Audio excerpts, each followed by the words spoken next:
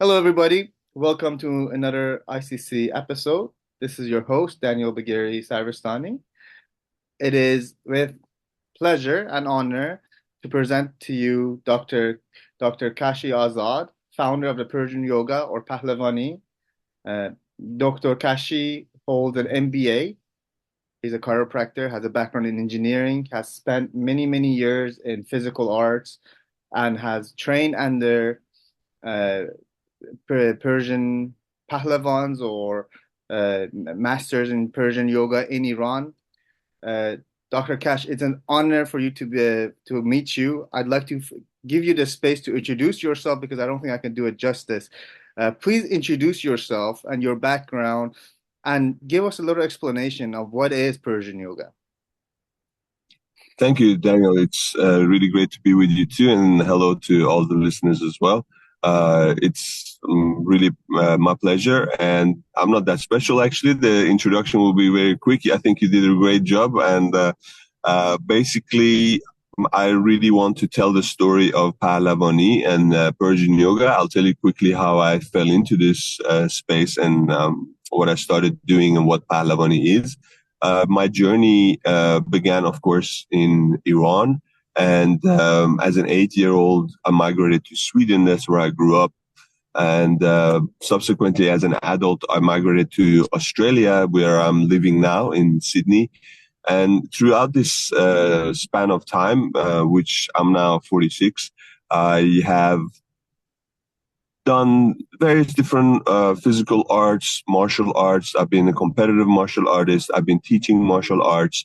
And I had a very early connection with Pahlavani or the Zurkhane tradition. And I will expand on these words a little bit later. But as most Iranians would have had this connection with this art through an uncle or a grandfather or a father or Right. someone that has done this, and you've seen it and you've seen the clubs at home. Possibly you've been to the Zurkhane. This is the place where Pahlavani is practiced. So I had also that connection in early childhood. Of course, through the subsequent migrations, I lost this uh, special connection because it was not in the environment or the milieu where I grew up and chose to like live. But in 2014,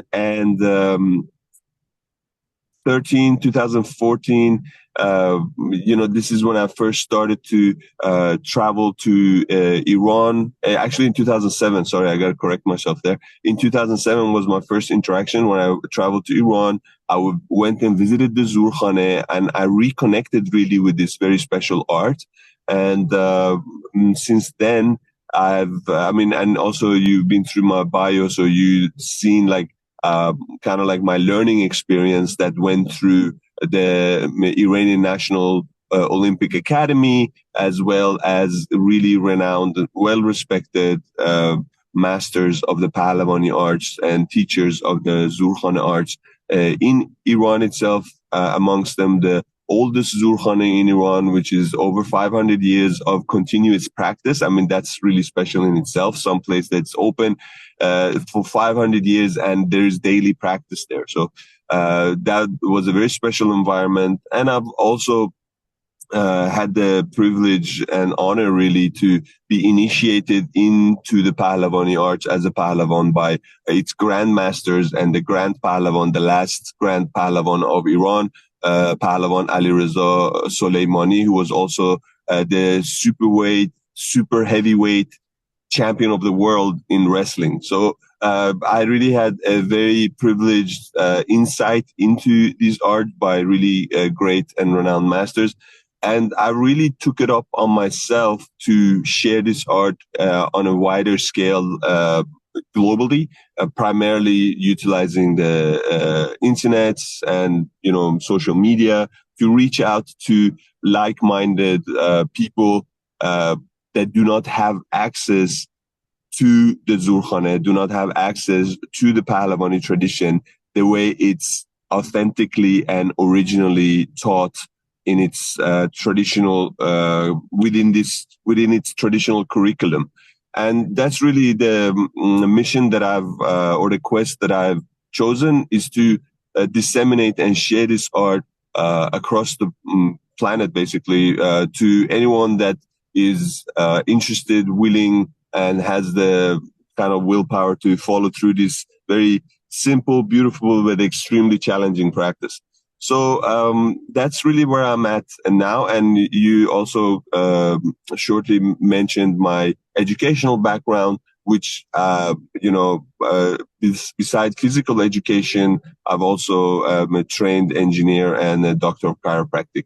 And that's really what I focus on, is to help my students and my patients to live a stronger, more pain-free life utilizing this ancient method and system and the additional kind of like skills that I picked up on the way.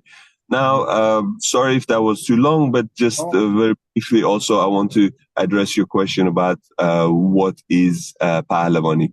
And yeah, in a nutshell, very, very briefly, Pahlavani can be described as a martial art conditioning system.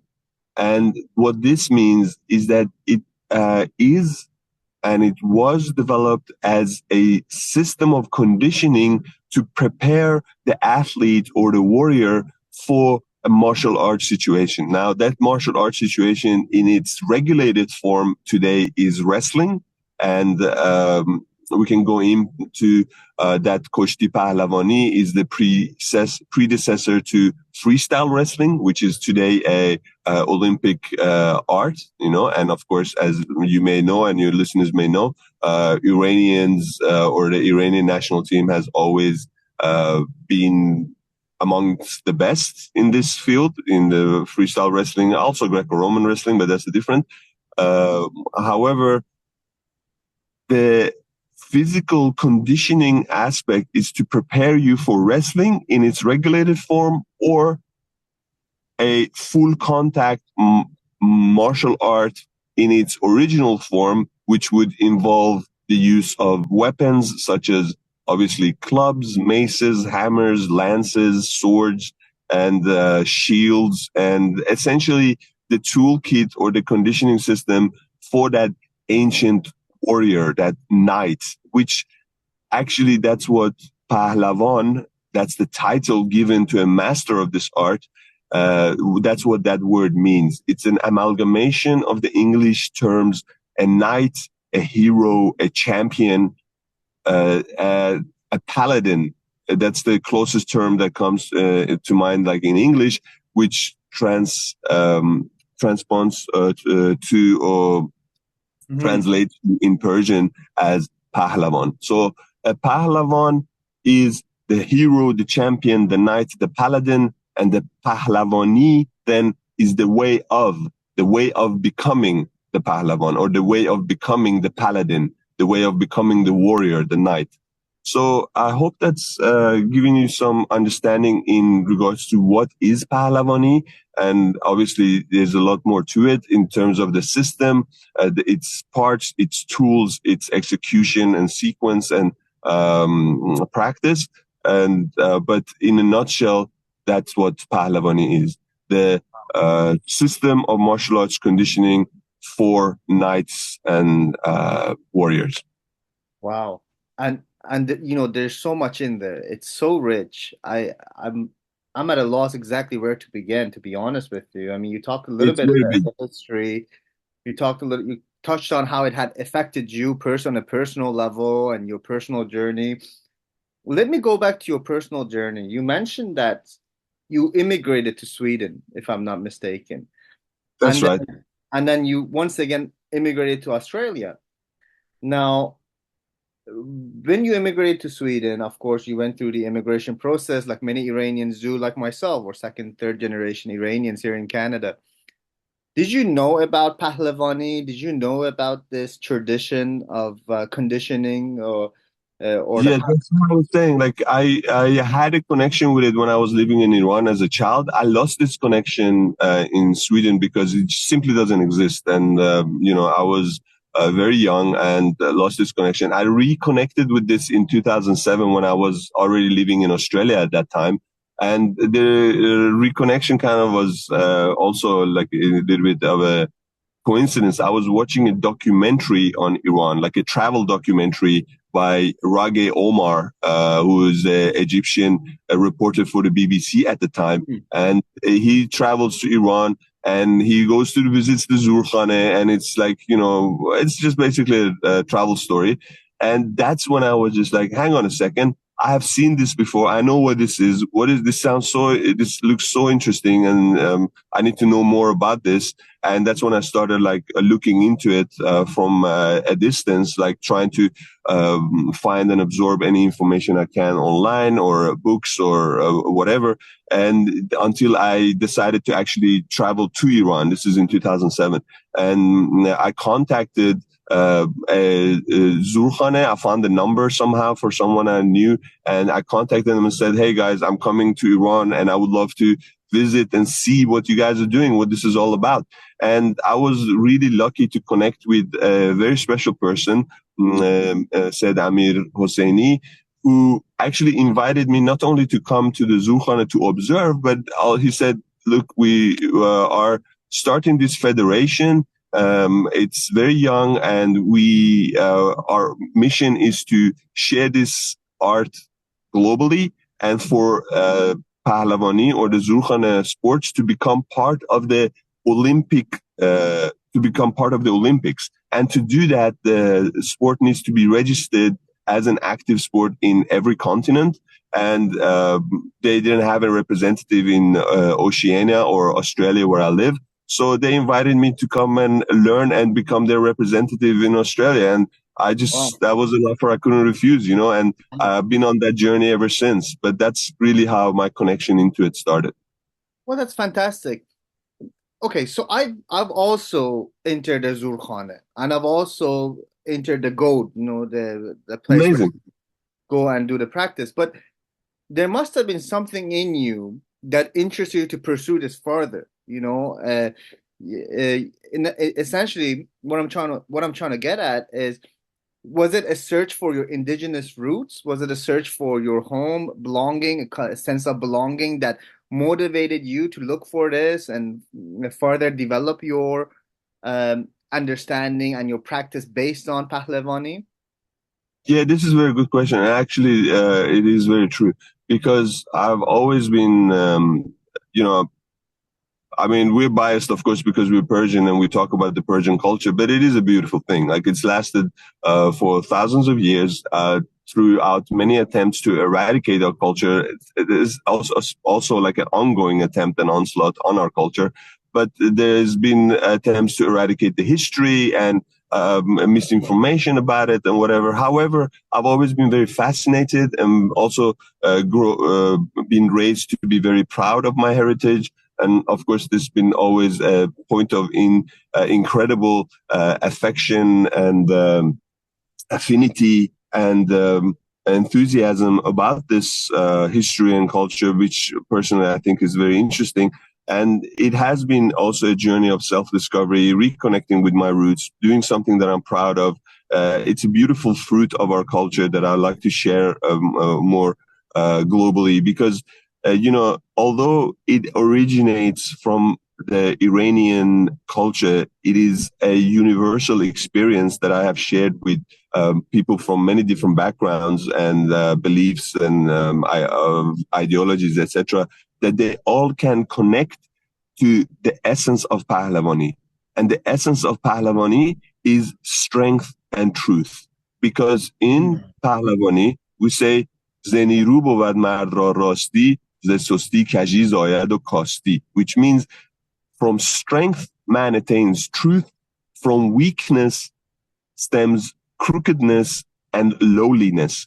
So it is a call to action. The whole philosophy of this art is a call to action to be a stronger person, a stronger individual, more true to your original self. So there is definitely a journey of self-discovery into yourself, which Pahlavani is a practice for that, to make you the best and strongest version of who you really are. And I really connect with that. And as I already mentioned, there is, of course, the affinity to the cultural and historical aspect because it's so rich. I've been doing this, as I said, since 2007, and I continuously learn new things and discover new aspects and history and methods and practices. And it's just so vast that Yeah, you can never get sick of it. I mean, it's very beautiful. that's amazing.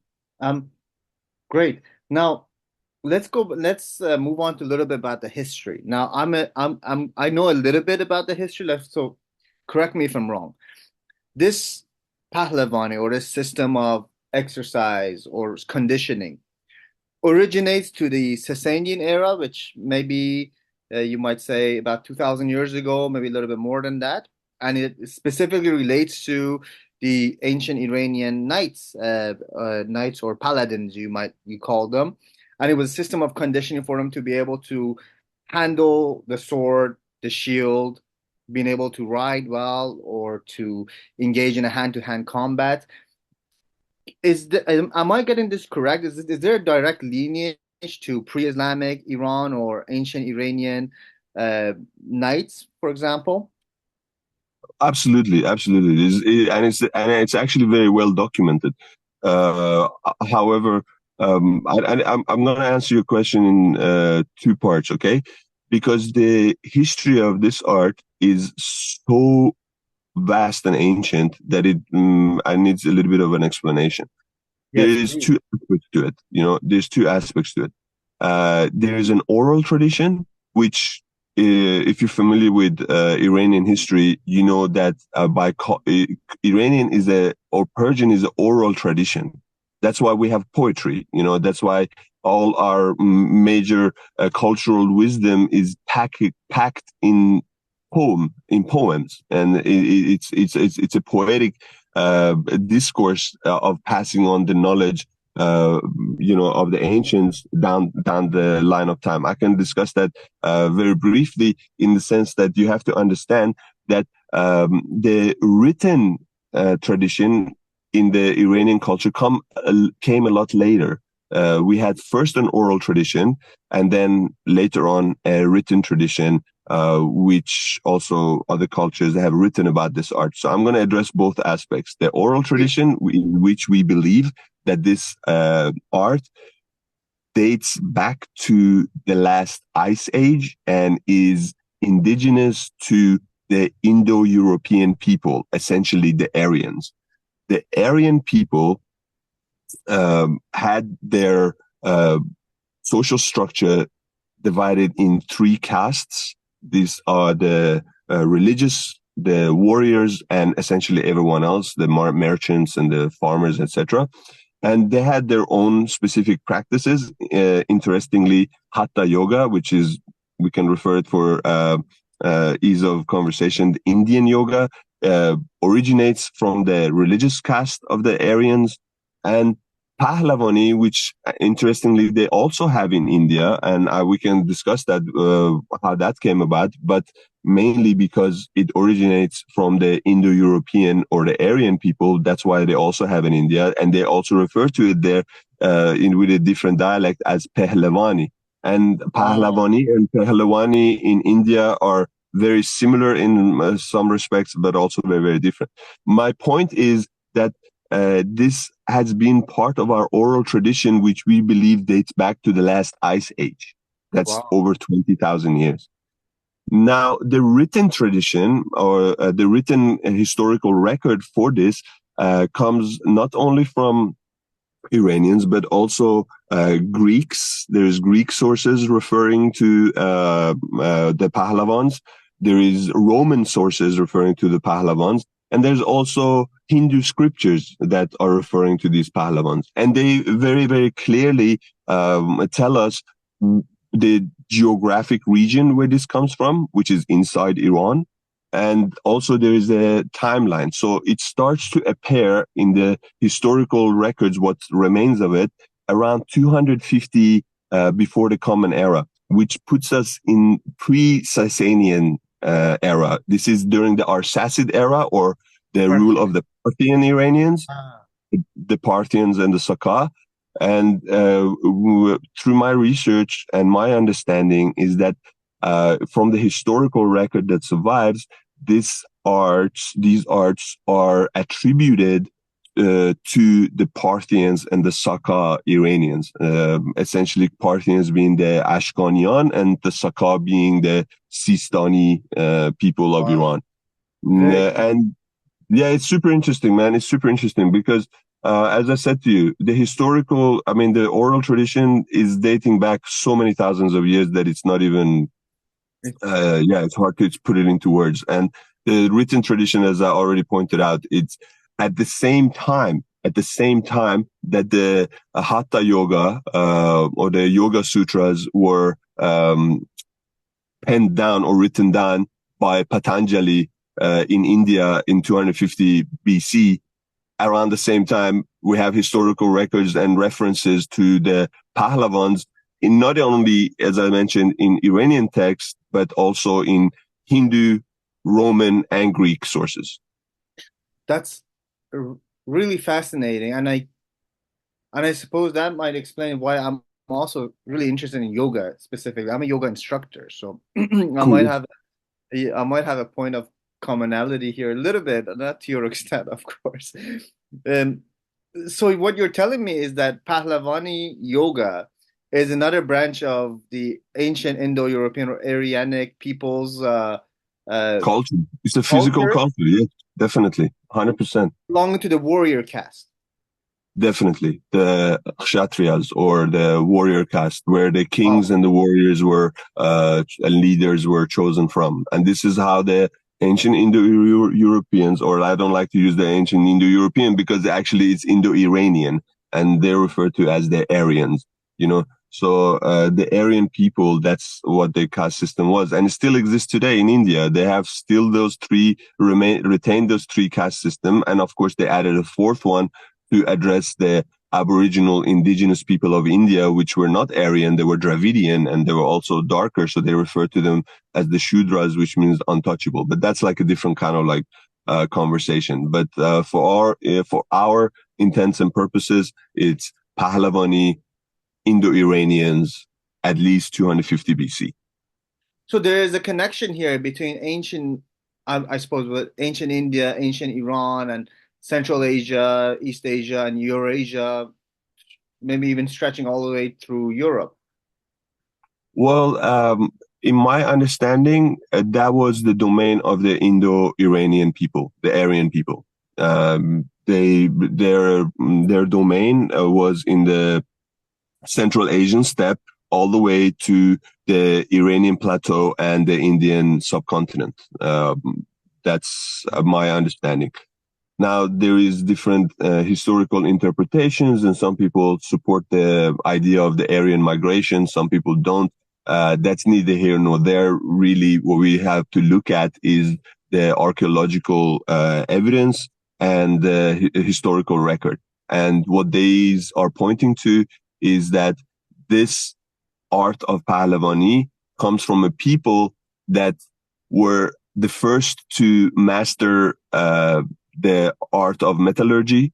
They were the first to domesticate the horse. They were the first to invent the chain mail and scale mail armor.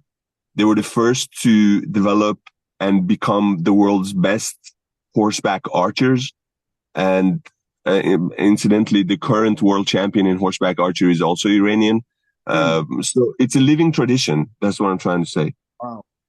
And in that respect, can you make can we make the argument that, say, well, at least since the Askarid or the Parthian dynasties, because, for example, there was various dynasties within Parthia. So you had the Karens, you had the Pahlavis as well. Is there a connection between the Pahlavi familiar lineage and Pahlavani? The Pahlav lineage. Very interesting, man. I'm very impressed with the depth of your knowledge. Yes, there was the house of Karen, the house of Suren, and the seven houses of the Aryan nations. This is all very well documented.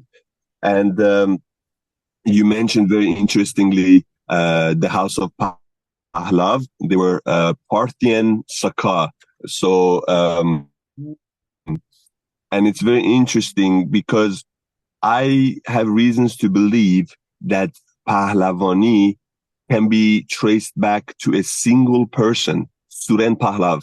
This is the Parthian Ashkanian Arsacid general that defeated 4 Roman legions in one day at the Battle of Carrhae, where Wow, they were outnumbered 4-1, that's right. and these knights and these armored warriors, they like really crushed the Romans that day.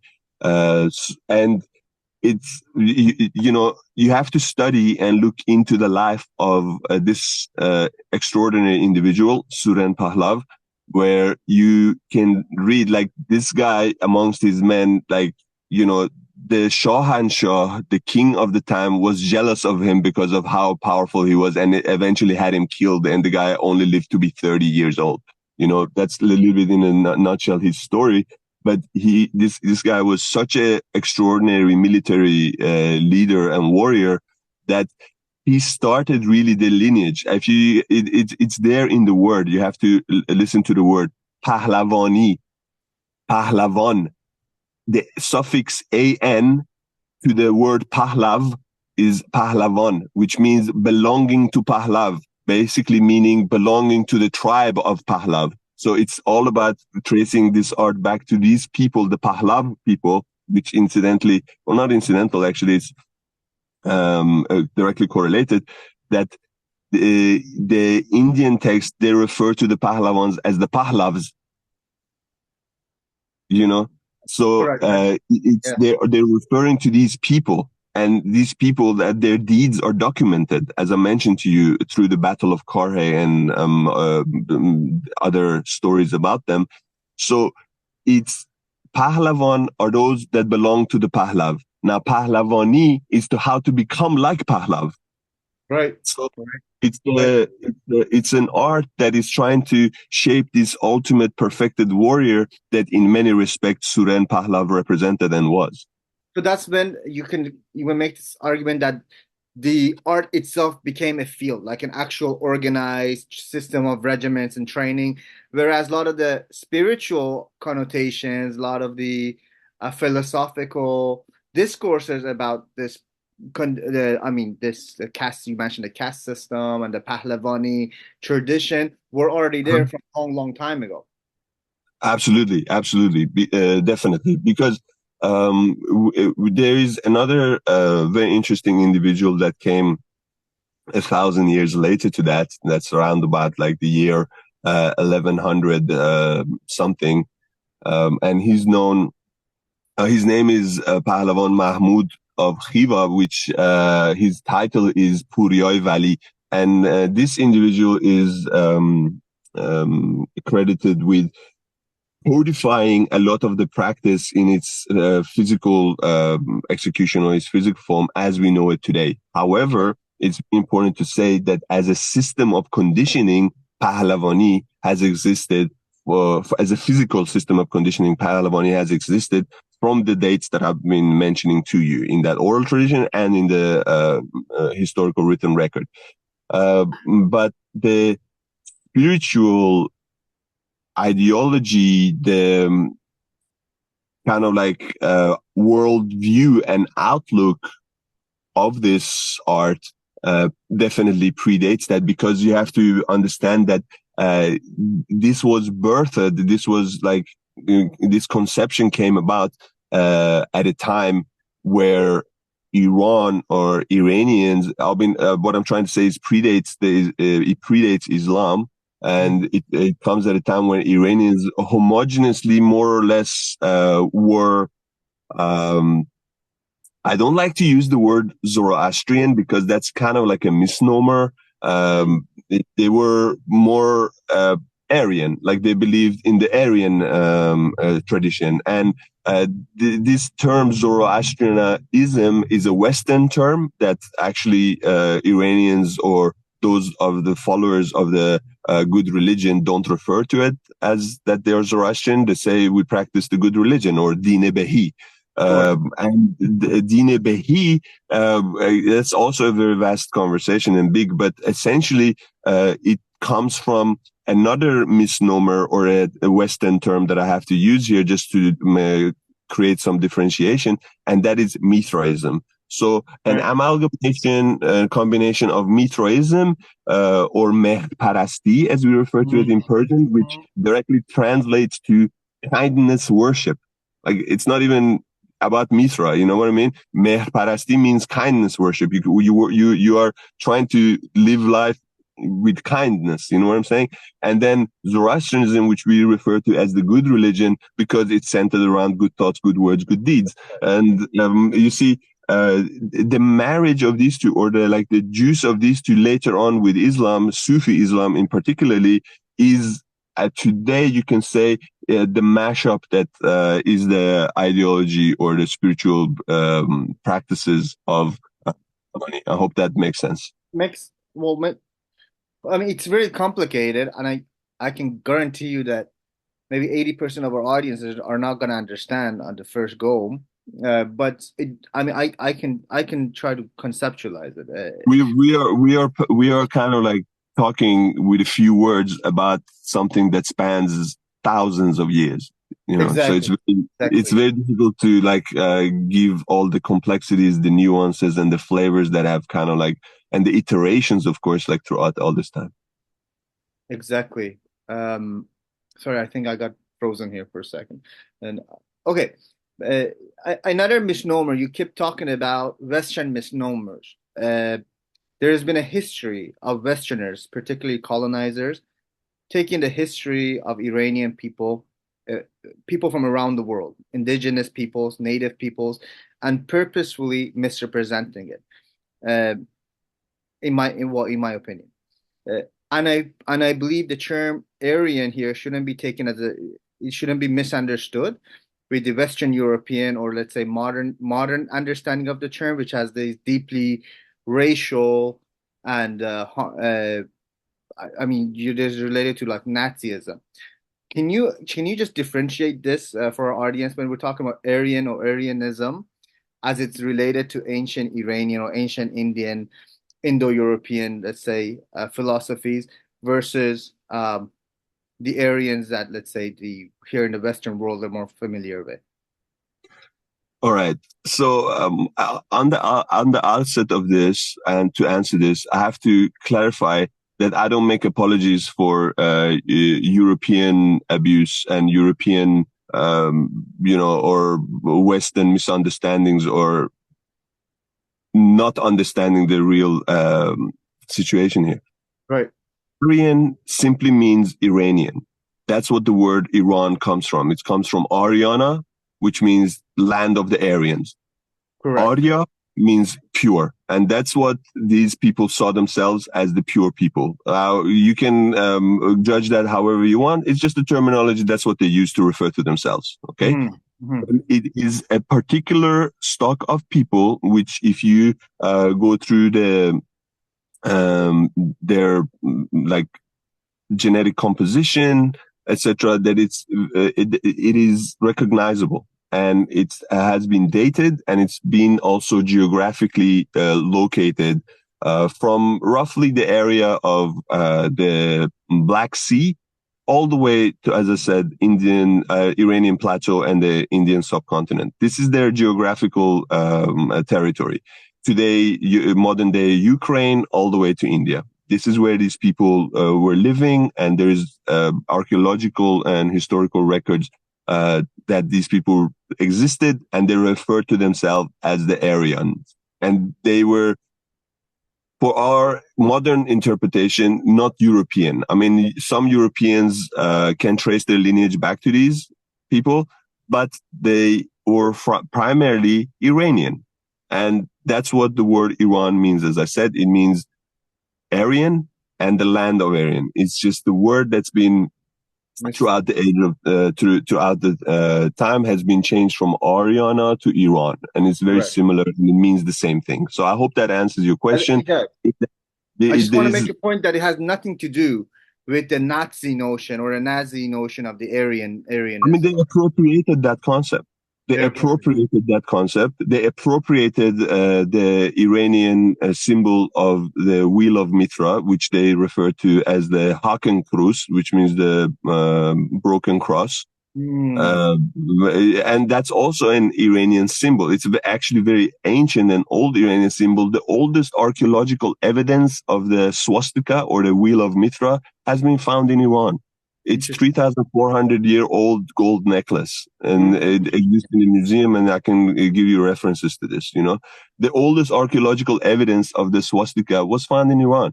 And this is long before the ideology of, it has nothing to do with the uses and abuses of the Europeans. And I think that's just like, shouldn't be part of the discourse because it's stupid and it doesn't mean anything because it's something that Europeans did. Why do we have to apologize for it? You know what I'm saying? That's right. You're right. You're absolutely. And unfortunately, This we is see our that culture. Like it's our culture. They appropriated our yeah, culture and they lied about it, exactly. and somehow we have to defend that. That doesn't make sense to me. But so that's good because in a way you are in this process of decolonizing those terms and concepts in a lot of ways. In my opinion, I don't know if you see yourself Thank this. you. It's kind of like a byproduct, as I said, from strength man attains truth. Fantastic. Oh, that's great. Well, first of all, I'm really enjoying this conversation. But let's move on a little bit. I think I don't want to get too bogged down with the history. When I practice yoga, I feel like beside the physical conditioning, I also practice martial arts. But what really interested me is not necessarily the physical features or the physical aspect. I mean, that is important, of course. But what more attracts me to these kinds of practices are more of the spiritual aspect or the sense of self, this inner reflection that it produces in you when you're practicing these arts. I wonder if there is this sense, this spiritual component to the Pahlavani art, and from what you're mentioning, it seems to me that very much is. Can you talk about this particularly like spiritual aspect to Pahlavani? What makes it unique in that respect? Yeah, there's a lot to be said about that. And as you can imagine, it's a very vast tradition and very ancient too. So, as a consequence, it's also can be very complex and very detailed. As I said before, Pahlavani was birthed and developed in this environment where you have this chivalric knight that is aspiring to these higher ideals of being someone greater than himself, like stepping into or embodying your own greatness. I can put it that way. Like to be embodying your own greatness is not just a physical pursuit. It is also a spiritual practice. So in our tradition, in the West, they talk a lot about the mind, body, spirit division. In Correct. our tradition, we really don't. We really talk about it only as a physical and a spiritual kind of like dialectic or dualism. You have to understand that spirit is subtle body and body is gross spirit. It's just the different ends of the same spectrum, which is you. So you are both spirit and body. Mind is part of the body. That's your brain.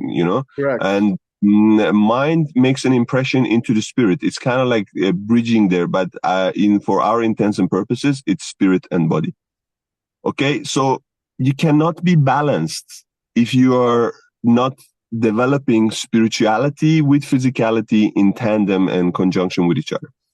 So to do that, as I said to you, this is a martial art conditioning system, and we have to unpack a little bit what system means. System means a process or a procedure where you have an input which gives you an output. And if you follow the system, you will have the same output. Mm-hmm. So the system of Pahlavani is designed to develop the ideal warrior. And the ideal warrior is not lopsided in physicality alone and is not weak to be only spiritually alone. So there are practices that develop both aspects of the athlete or the individual simultaneously. There are 7 physical practices and there are 7 spiritual practices. And this is a very important point and important concept, which again and I think you might find this interesting, is a feature of the Aryan worldview and ideology and I guess path to enlightenment. It's very different to the Semitic worldview and ideology and their path to enlightenment. And I just got to contrast that again. I have to very clearly highlight that this is not a value judgment. It's just about of highlighting the differences and contrasts so we can better understand the topic that we're discussing. So the Semitic way of thinking, or the Semitic way towards enlightenment, is a scholarly approach. And you can see this in the original Semitic idea, which is Judaism. And in Judaism, you can very clearly see that it's a tradition of learning, and it's a tradition of a scholarly insight, where they have their texts and they will study them and they will find answers and reinterpret those texts based on current relevance. So it's kind of like a jurisprudence where you have like this insight through study. It's a studious approach, and this is oversimplified. And I hope that people can appreciate that. It's not a kind of like a extended version. This is very, very, in a nutshell, oversimplified. Vis-a-vis the Aryan or the Indo-Iranian ideology and worldview. Okay. So I just explained that the Semitic approach is through insight, through study. The Aryan approach is through experience, through practice. That's mainly the difference. The Semitic religions are revealed. It's a revelationary approach where you have the prophet or a messenger bringing you a message from a higher power that you didn't have to study and then learn and do. Whereas the Iranian or the Aryan approach is a set of practices that you have to do and evolve towards that understanding through a experience, through a practiced experience, if that makes sense. So there's the difference. It's like embodied knowledge almost. Exactly. That's a good word. So that you are experiencing that, and you're reaching those stages through those practices in its like in an active form. It's an act, right? It's an act that you do. It's not an intellectual or a studious insight. It's not something that's been revealed to you and that you absorb through an intellectual understanding. It's something that you have to experience and reach through repeated effort and practice, physical practice. Actually, you got to do. And what you describe is very different than my worldview. However, I can respect it. I can respect the history and your perspective in that regard. I have a difficult time drawing these clear differentiation between people. So, for example, when we talk about Semitic, Aryan, for me, I have a very difficult time to try to understand where the line. How do we divide folks along these lines? Are we not all amalgamation of all humanity? Well, I guess that's more of it's an interesting conversation. As I said, I was trying to simplify just to highlight and to make a point here. But what you're saying, look, ultimately, we're all humans, and I believe the only ism that I believe in is humanism. That's the only ism that I believe in. Everything else is superfluous, actually. That's my perspective too, my approach to the world. Yeah, well, look, I think that's the simple truth. I think that's the simple truth. All these divisions and things are actually counterproductive in the long run, but we're only doing that for kind of like a debate and conversation. So that's where I personally stand on that. However, just to answer your questions, look, there is obviously it's not my field of expertise, but there's a lot of things that you can look at to differentiate between different groups, not just a genetic composition. There's the ideologies, there's the history, there's the geographic location, there's obviously the most important thing, the culture and the language. So this is how we can draw like some sort of like line to differentiate to say this is and it's only from the point of interest of learning and seeing the contrast. It's not to cast a value judgment. Like it's up to you if you think that's superior or not, or better for you or not. That's completely up to you, and that's how it Yeah. should be. Well, that's the thing. Because I'm an anthropologist. So one of the things we really look at is to not fall into these pit hole of superiority, inferiority complex. These are, we think, artificial, and they are negative, and they create conflict. But this is not what you're talking about, of course. This is completely different. But Dr. Kashi, let's move on a little bit because I know we're coming to the top of the hour, and I don't want to keep you for too long, even though there's tons. I mean, I'd really love to find out what is this. You mentioned the seven physical practices versus seven spiritual practices. I don't know if we're going to have enough time to get into that, maybe in future podcasts. But maybe you want to speak on that a little bit. What are the seven physical practices? What are the seven spiritual practices? And how do you put them into practice in your, in your Persian yoga system? Sure, sure.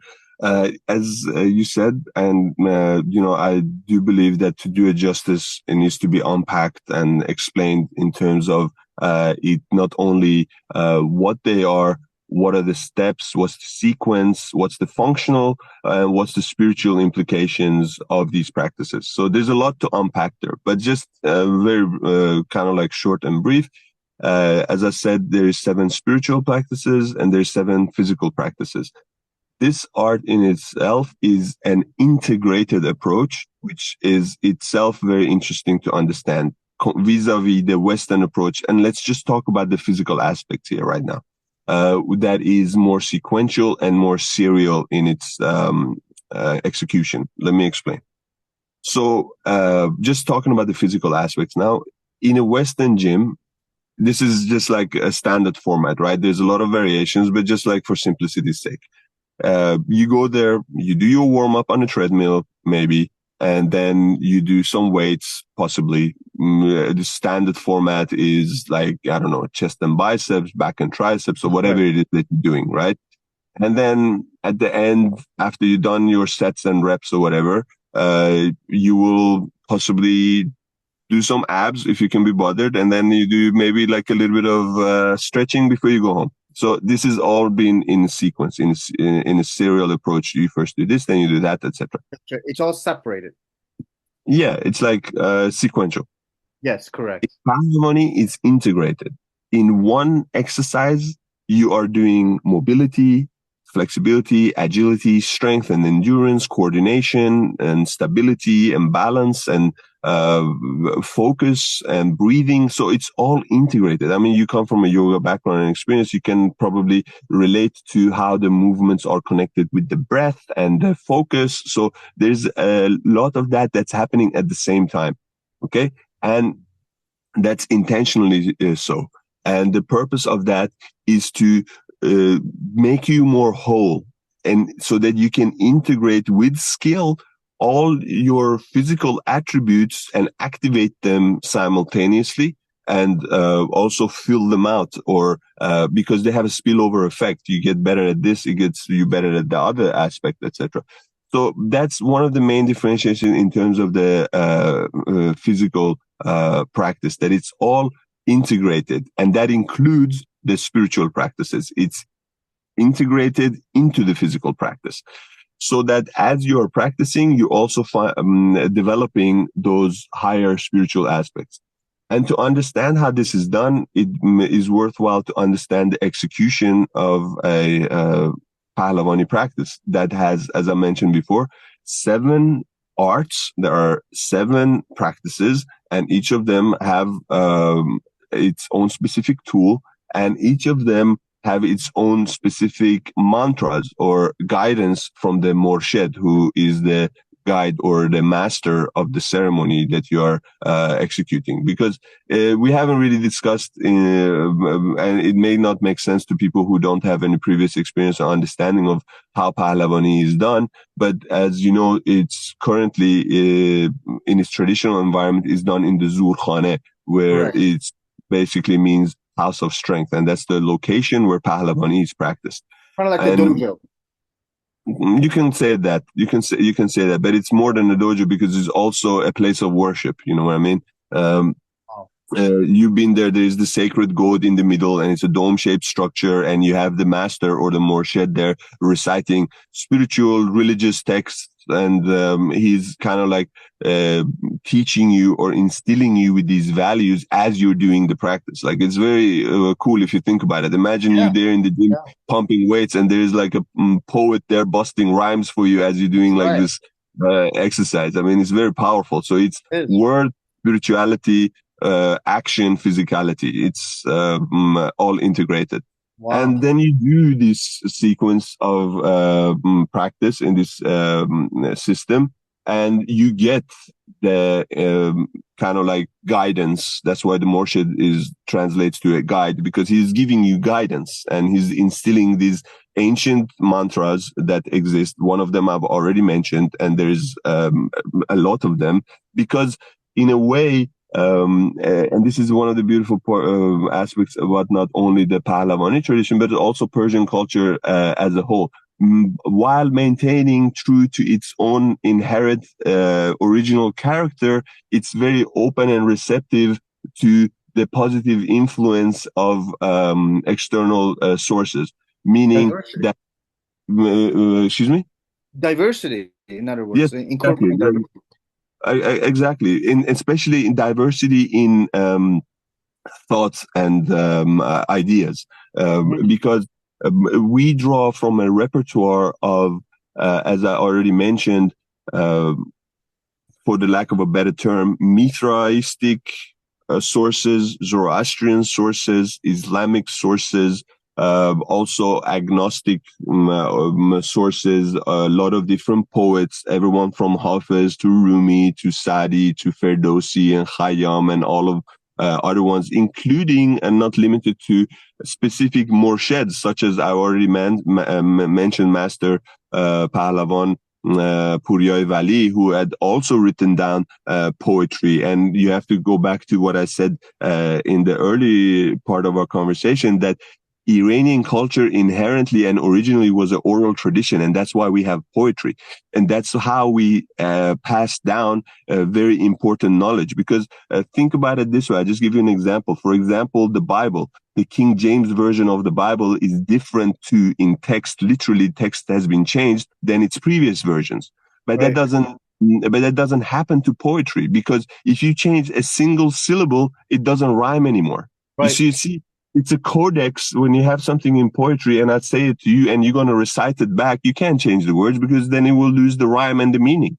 You know what I'm right, saying? right. So it was a way for Iranians to preserve very important information and data. And that's why you can go back to our oldest scripture, the Avesta, and Right. our old poems, the Gata of Zarathustra, and it's all poetry. Interesting. And that is how we pass on in our culture and tradition our ideas to the down the line, essentially down the historical and genealogy line. And that's what's being done in the Zurkhane. As you're practicing, there's poetry, Well, that's there's amazing. That's amazing. But this brings me to maybe near the end of our conversation. I just because I'm trying to be considerate of your time. I'm not sure how much more you have with us, but so how do you bring thousands of years of tradition, culture? How do you bring it into modernity? Like, how are you in your practice today, in your, I guess, the school that you have in Australia, I'm assuming, and maybe even in Europe? But how do you encompass everything and then cater to a modern audience? all right. And this is where the challenge is, and this is very interesting as well, because I just have to say, mm, obviously if you understand, the language is very different, and there's definitely a barrier there, right? For non-Persian speakers, right? And I'm working on trying to translate some of these texts into English. There's always some things lost in translation because there's a difference between English and Persian language. The Persian language is very descriptive. English is very specific, so it's more challenging to put into exact words when the kind of original Persian is just so descriptive and can describe so many different situations where you're trying to be specific in English. It just there's a mismatch there. However, Having said that, if you understand the language of these poetry or these spiritual ideas, then it's contemporary because it's timeless, because truth is timeless. Truth is true from the beginning to the end. There's no point in the history of truth where truth is no longer truth. Like, you know what I'm saying? Like, if it's true, it's true. That's as simple as that. And that's why I say it's universal in its essence, because when you hear the truth, when you see the truth, you connect with it and you see it as truth. Like that's it. It totally makes sense to you. There is no more explanation needed, you know? What I'm trying to say is that the message is timeless if you understand it. Now, there's, as I said, there's the challenge of trying to translate this, and it's not impossible. Wow. Okay, I understand. And are there anything, I mean, for example, I've noticed when you were reading your bio that right now in your practice, you've opened the practice up to women and girls, and you're doing all these different things to make it more modern, I suppose, more open to different groups, people who would have traditionally wouldn't be part of this. Well, actually, I'm returning it to its roots and to its original state, because, as I mentioned to you, we have to differentiate between the Pahlavani history and the history of the Zurkhane. I understand. The history of Pahlavani, definitely there is a lot of cases and examples, record written histories and legends, etc., of women Pahlavans, female Pahlavans. There's many of them. There's so many examples. I mean, you go to my Instagram and you look for the photos of women and you can find their stories, you know, or the portraits. Anyway, what I'm trying to say is that the participation of women really stopped with the advent of the Zurkhane, which is a post-Islamic occurrence. You know, it's like the Zurkhane came about roundabout at the time of the Mongol invasion, which were taking us to the year 1100.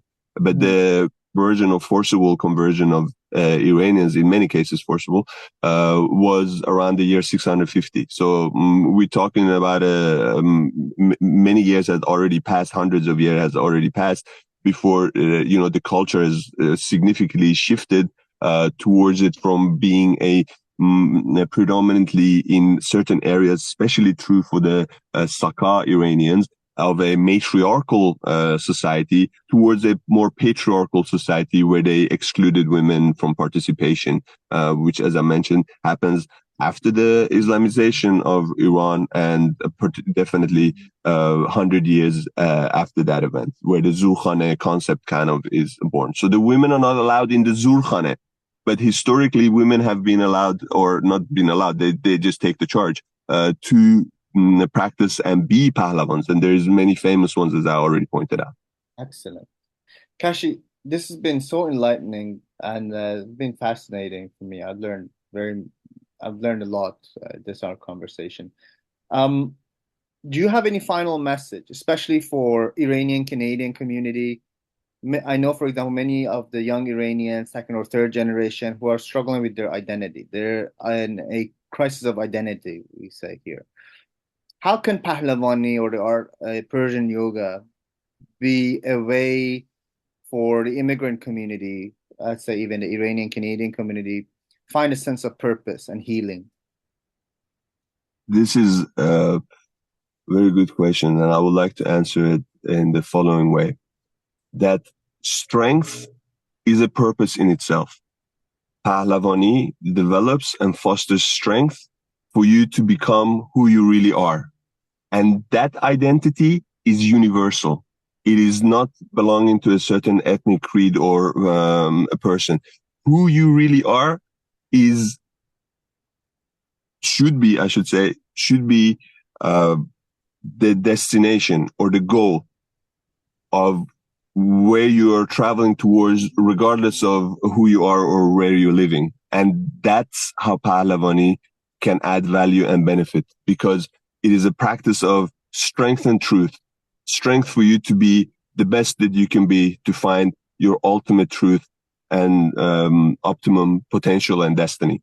So I hope that makes sense to you. And I wanted to kind of like just reiterate what I said in the beginning, and that is our mantra and a call to action to attain strength. Because from strength, man attains truth. And from weakness stems crookedness and lowliness.